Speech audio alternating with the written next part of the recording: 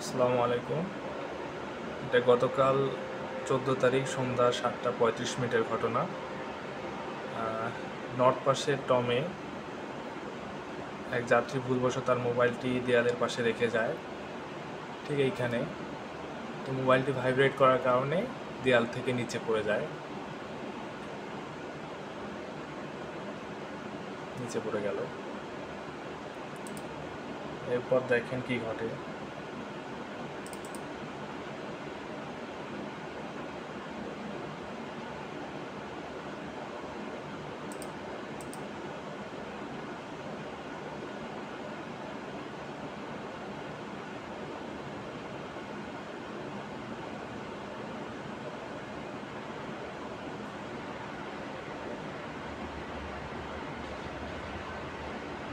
তো হুজুর সাহেব মোবাইলটি পকেটে নিয়ে চলে গেলেন।